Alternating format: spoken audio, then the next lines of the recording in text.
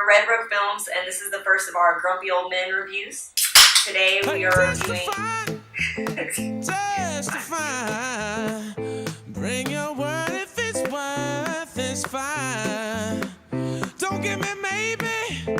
Don't give me I don't know. Baby, you ain't singing when you're crying. See, I was born on a storm. When I get gone, and I don't need any wrong to know better.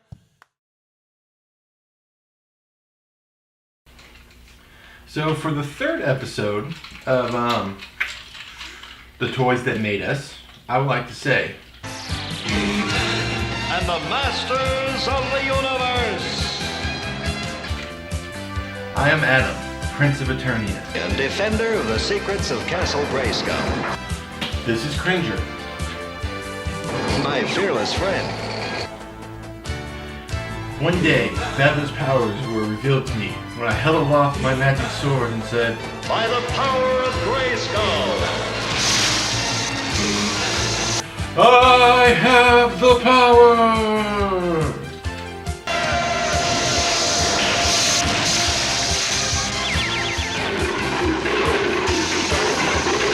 Cringer became the mighty Battle Cat, and I became He-Man, the most powerful man in the universe. He-Man was my favorite thing in the 80s. I got every toy my parents would allow me to get. I loved He-Man. It was a weird, interesting thing. Very kind of psychedelic He-Man was. And it became even more interesting now that I know about a lot of the backstory of the thing.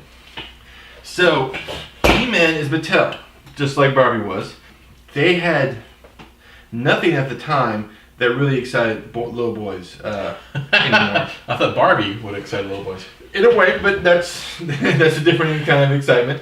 Yeah. And they were trying to find a way to compete with Kenner and their incredibly successful Star Wars line. So they were trying to come up with something new. A bearskin cape and a battle axe. And he called him He-Man.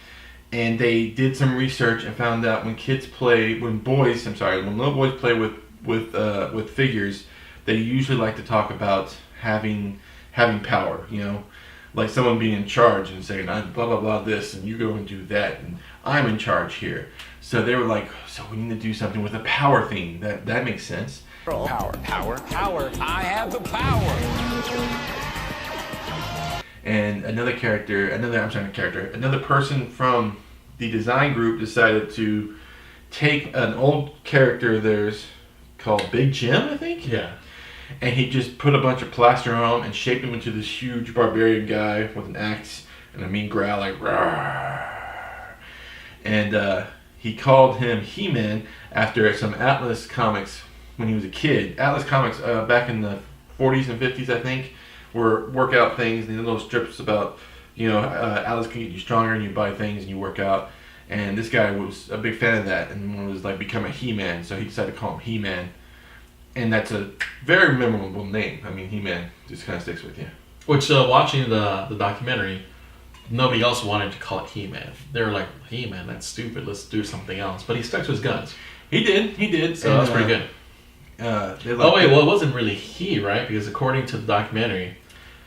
One of the things cool about the documentary is they try to point out that it takes more than one person to design something like this. But they showed the good and the bad, which is what I liked about the documentary. They showed they showed the glossy finish and the shit and horrible stuff that actually came about to make the product that you love. And there was some horrible stuff that came about in this one. There was like some awesome things, like and also the Barbie too. That's why I got another drink. Because with this one, like after they decided we're going to go with He-Man, they sent out to the design guy, and this design guy is the guy who did a lot of the aesthetic stuff that we know of as He-Man. He designed a lot of that stuff. So when he says he created He-Man, mainly the looks. He also created Skeletor, which is another interesting story. And I believe Long Island, there was a carnival, and I've seen this documentary that they found out that one of the horror house mummy characters was an actual dead person. And the designer saw this when he was a kid, and he thought it was an actual dead person when he was a kid. But he was a kid, and no one really believed him, and it scared him from that day. And that's actually where he came up with Skeletor, is because that's one of the most important memories of his childhood. He was really scared, and he found out like 60 years after the fact that yes, it was actually a dead person. I found that extremely interesting, especially how important Skeletor is. Skeletor, honestly, is probably more famous than anything else in He-Man. Yeah, that's what they said in a documentary, and there's a lot of memes out there with Skeletor, where they show him, I'm dead inside, trying to hurt my feelings. I'm already dead, and stuff like that. Like, it's all about Skeletor, which is hilarious. My favorite one was he's trying to make an escape. He sees the mirror. Yeah. So he's just running. In order for people not to follow him, his hand goes out of the mirror and punches it, and it breaks, and nobody would follow him. And your mind would be like, how would that work? But it was so great and campy that, I remember why I liked Skeletor. Yeah, it's really awesome. And after they designed all the characters and started the Master Universe, well, not all the characters, but all the starting characters, they tried to get it out there, and they went to Child World, which I never knew existed. Toys R Us kids. Toys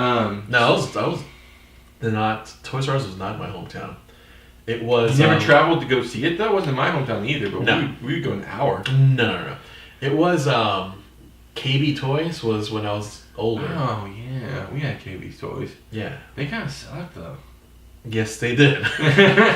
Okay, so anyway, at Child World, which was like the second biggest one to Toys R Us at the time, they're like, well, how do the kids know the story?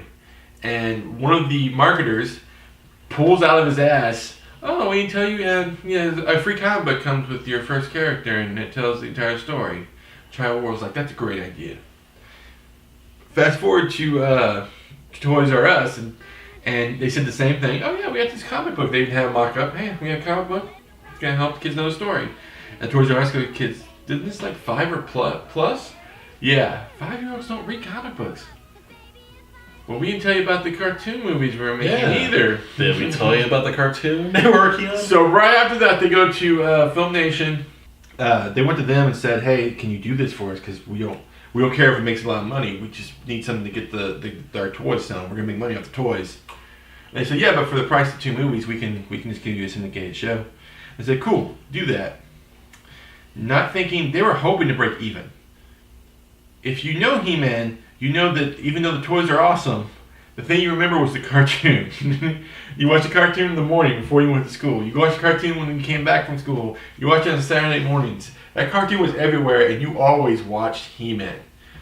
And it's what made He-Man the greatest thing ever. Because it gave us so much depth. Like, Prince Adam was important. Prince Adam was an annoying little piece of... but it was important story-wise. That they wore a pink vest. Pink vest. I won't know whose decision that was.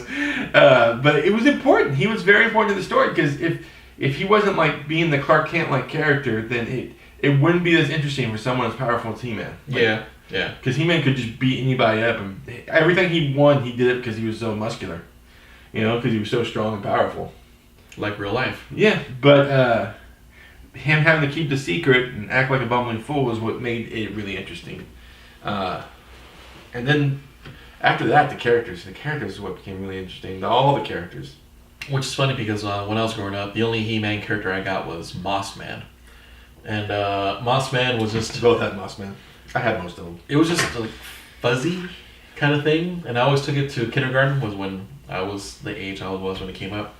And I remember somebody had the one where you punch in the chest and the battle scar. Yeah. And I was like, fuck Moss Man, I want that. And of course I never got it. And then but I remember the characters very much. It was like a shark. No, it wasn't a shark. It was like a squid. It was like it was a fish squid thing. Merman. Oh yeah. Merman, and then the Beast guy, and then Moss Man, and everything you could possibly imagine under the sun. I was surprised. Surprised it wasn't calamari dude. Hose nose. He had the elephant hose nose. The toy actually sprayed water. Oh, I did not know that. Yeah. I like this is what toys made it interesting. Like Mossman had the furry, mossy feeling to it. It came off after a while. Like I had a Mossman and he became bear after a while. Poor Mossman. Poor Mossman. he became a bear or he was bear? Bear, as in the moss was rubbed off. Got it. All right. I had the Castle Grayskull. I had the Snake Mountain. I usually got those on Christmases. I got all of them on Christmases. My mom wouldn't give me anything like during the year because I was a little shit of a kid. But she gave me cool shit for Christmas, so I love her for that. I was a little shit of a kid. So they made incredible money. They were making amazing money. At their height, they made $400 million in 1 year off of toy sales. Which they were projected to do 25, something like that? Yeah, they projected, I believe, it was around 25. And the first year they got like 42 or something like that. And the next year was like 78 and like 150. And then they hit like 400. And then everything fell apart like in 87. Mm-hmm. And everything dropped. And sadly, He-Man left us pretty fast. They thought they were going to save it with He-Man the movie. At the far end of the universe, there is a planet ruled by a being of utter evil.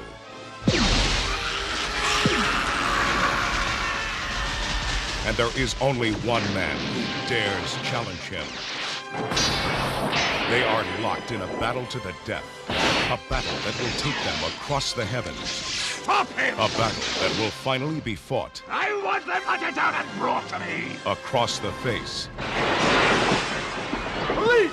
Nobody move! Of Earth.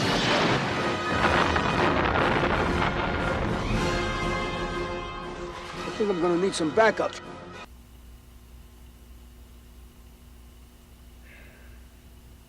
He-Man the movie may be the most disappointing movie of my childhood. The only thing good about He-Man the movie that I can say is Skeletor looked really cool. And Dolph Lundgren, I think, was a great choice for He-Man. Dolph Lundgren was cool. He-Man the movie gave us Courtney Cox. Paris Gave us Tom Voyager. Tom Paris. And I laughed a lot, even when I was a little kid, in that one scene where they're like, "Oh, this food's on sticks. This is pretty good. This is yummy." Blah blah blah. And they're like, "No, that's animal." What? And even then, I was like, PETA and its agenda. We're gonna take a little side note real quick. We'll try to be as quick as we can with this. We'll take as long as we want. This is our show. Good point. How much me and Carlos hate when fantasy stuff like this and the second movie of Beastmaster and a few other fantasy things start off really cool and then go to Earth. Why? It's cheaper. We understand. The second movie you want it to be, well, not even the second movie, just a movie you want it to be good, but for budgetary constraints, you want to film somewhere where it's already pre-constructed, like streets and a town or whatever. So they did that with Masters of the Universe, where they went to Eternia, which was pretty cool. I remember it looking really nice. It looked pretty nice. It was pretty cool. They did a little desert thing with it, and they made the sky kind of purplish and stuff. It was nice. And then they're like, you know what? Let's just put a fucking pole in the spoke of this motorcycle and just go to Earth and do it in a small town. And they did that with Alien vs. Predator Requiem. Yeah. Oh my god, yeah. Beastmaster Part 2. There's so many that you can't even You can't even name them. Those are two that bother us the most. Those two, because those are the ones that really hurt. Because it was potential. There's a lot of potential to do so much more, so much great. And it derailed the Beastmaster series. And I'm pretty sure it derailed Masters of the Universe. It probably pretty badly derailed Masters of the Universe. Which is by Canon, right? Or Golden Globus? Yeah, I think it was Canon. No? It was one of those two. It bankered them. The actual thing up. Yeah. Here's the thing that bothered me too. I know He-Man's story pretty well. Better than most people. You could have done an Earth thing if you wanted to, if you just worked with his mother, which I don't think we ever met the King and Queen of Eternia. The Queen. His mom is from Earth. She is a astronaut, a deep astronaut that got lost, hit a meteor shower, crashed on Eternia. That's how she ended up in Eternia. I was not aware of that. So they make jokes in the TV show that his quirkiness, Adam's quirkiness, and his weird sense of humor probably comes from the Earth side of the mom. So kind of like Star-Lord. Yeah. Kind of like Star-Lord. And it pisses me off. If you want to do that, you could have done that. You could have started off with that. That'd been cool, because his mom's usually really interesting. She's a really cool person. She was an astronaut, a deep space astronaut. Again, a woman from the 80s. doing something that women really hadn't done at that point until the Challenger a few years later. And yeah, I'm also mention that too. Also, there was this was meant for boys, but Tila was the captain of the guards. Granted, she was wearing a bathing suit the entire time she was fighting people, but she ran the Royal Guard. She was also the most badass character who didn't have magic. There was no magic ability in her. She didn't have magical power like He-Man or a magical sword or anything like that. And she kicked the crap out of just about everybody in the entire show. Just saying. I think it shaped a lot of us boys that grew up and kicked the shit out of people with He-Man. So the other thing that became really interesting is after failure, they tried a few times to bring He-Man back. The worst being the 90s ponytail edition. The best being one recently, which I haven't seen the cartoon, but I've seen trailers from it and it looks really awesome. I hope to see it one day. Yeah. It looks really good. And now there are people who are hand making expensive but really cool He-Man toys, like very detailed and stuff. And I am too poor to buy them. But if I ever make money, I definitely will buy a $300 Castle Grayskull with like $80 He-Man and Skeletor to play with. Well, I'm sorry, I won't play with them. I will set them up to be viewed prettily. I will not grab them and play them like this. It's merely for decoration. So that is He-Man. Our friends, the Sorceress, Man-at-Arms, and Orko. Together we defend Castle Grayskull from the evil forces of Skeletor. We got one more episode, the fourth and final episode of The Toys That Made Us, and that would be G.I. Joe. We sold well over 400,000 of these. Carlos, go ahead and take this one. Hi. So, G.I. Joe has a really weird history where we talked about previous toys that went ahead and based on whatever they could, either original and just built off of it. But this one actually did occur in the 60s and 70s about war toys that were about, what was it, about 12 inches? Yeah, 11.5 to 12 inches usually. 12 inch, and it was only, the original G.I. Joe was 4 only, one for each branch. And one had a badass little beard, which... Oh, yeah. Yeah. Well, was that... I don't think that was the original 4. I think that was the 70s action team. Was it 70s one? I think it was the action team that had the badass beard. Well, one had a badass beard. And each one was a military thing, and it was other one had the scar. Huge. That's right, the scar. Okay. That's the one, yeah. That's the original 60s one. So each one had its own part of the branch military. Boys had it. But that version... kind of went away whenever Vietnam came around, and war toys weren't really looked at with favoritism, joy. Yeah, it just brought about something that either their older brother is, or their cousin, or dad, whoever. So they didn't want to go along and do that. So that kind of fell out. I want to make a real point here. I thought it was kind of brilliant because Barbie did this. It was the point of Barbie, and G.I. Joe decided to do this as well. And that is sell a toy, a little 12-inch toy, and then make your money through the Gillette, what's known as Gillette scheme, which is make them buy a bunch of stuff to go with the doll. If you are a shaver, you buy a Gillette razor, and it's not that expensive. And then you go to get the blade for the Gillette razor, and you're like, oh my god, these things made out of platinum because they're very expensive. And that's the kind of thing they did. Like Barbie would have all these different dresses.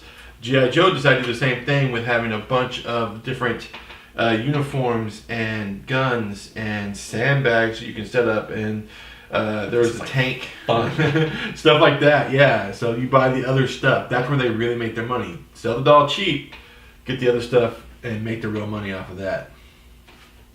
Go ahead, you're going to the 70s. You're about to go in the action team. Yeah, so they went ahead and were thinking we should compete, because right now Star Wars is huge. Yeah. So they try to compete. So by competing, they just emulated. They took the size, the 3 3/4 inches. 3 3/4 inches. Kind of took that and went ahead and just constructed like a few of them.